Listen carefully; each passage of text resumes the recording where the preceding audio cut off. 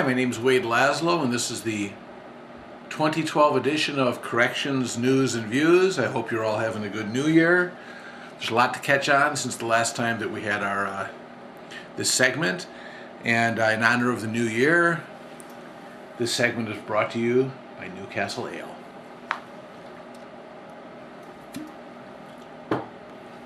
As I said, there's a lot to catch up on since our last segment. First of all, on October 28, 2011, the Detention Deputies, Techs, and Telecommunicators voted overwhelmingly at the Hennepin County Sheriff's Office to be represented by the Minnesota Public Employees Association. It's a fine association with excellent legal coverage and representation, and we look forward to a long and productive relationship. On December 13th, 2011, we gave Hennepin County our proposals for the contract. After many years of cost of living wage freezes and step freezes and raises in health insurance, we proposed a 4% cost of living raise for 2012 and 2013, as well as steps to be paid in 2012 and 2013. And we also asked that our members be restored to the steps they would have been at had the steps not been frozen the last couple of years. On December 22nd, we met back again with the county, and they gave us their proposals. They're proposing no steps or cost of living for 2012-2013, as well as increases in health insurance. We find that unacceptable, and we filed for mediation. We also find it insulting that they didn't even start what we consider with serious offers, considering they settled with AFSCME for zero the first year with no steps, and then a 1.5% cost of living with steps in 2013. And we didn't think it was a serious offer. We're moving on to mediation. We're going to see what happens from there. As many of you know, back in June, the Hennepin County Sheriff's Office unilaterally quit paying the night shift differential on overtime, even though it is in our contract. Detention Tech Dave Benson filed a grievance. That grievance was held on December 13th. And on December 22nd, the grievance was resolved in our favor. The county has agreed to restore paying night shift differential for the entire shift work and admitted they should not have discontinued the practice. This will be reconciled in January. As far as the FALSA overtime differentials, based on stability pay, the county will be paying those only at the end of each year. They're saying because if an employee quit before the December payout, they wouldn't have received the stability pay. We also held Steward Elections, new union, new Steward Elections. Those ballots were counted at the Fowler Law Firm on December 22nd, 2011. And the stewards that were elected are Brian Peterson, Phil Miles, Mike Smith, Jody Hannig, Mike Hendrickson, and Jason Hurlitz, as well as myself.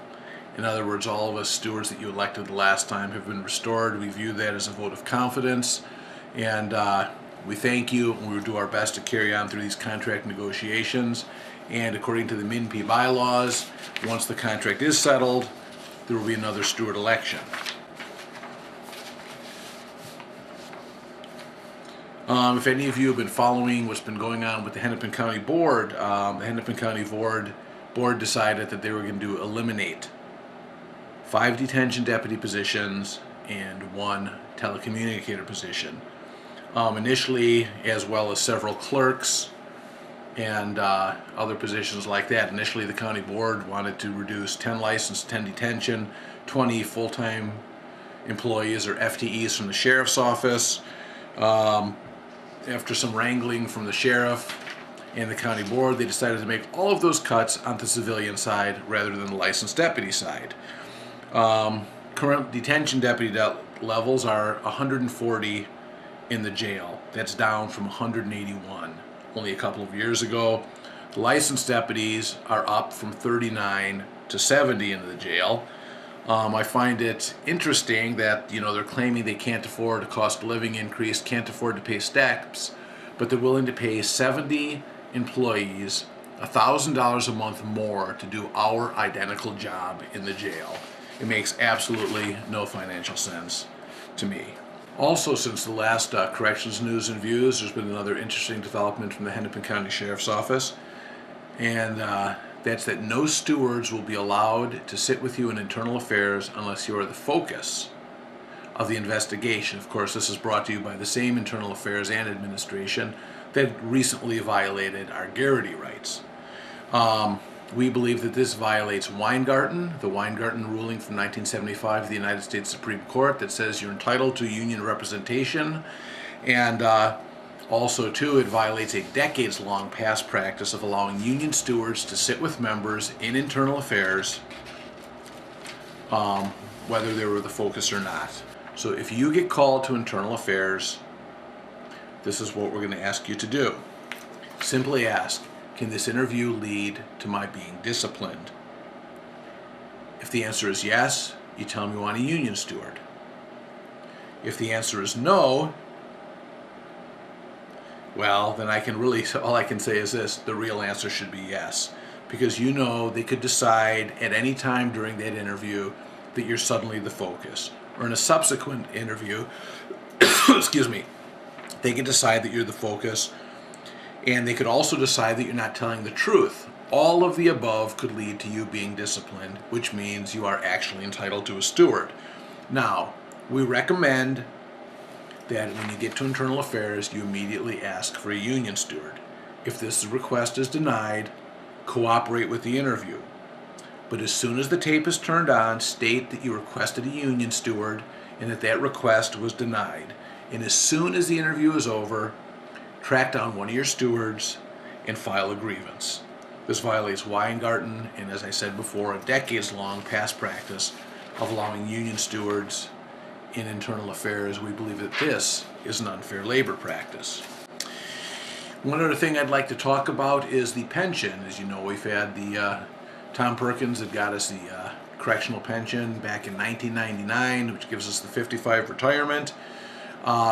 This has always been a dream of ours and something that hasn't actually been touched in the last 12 years.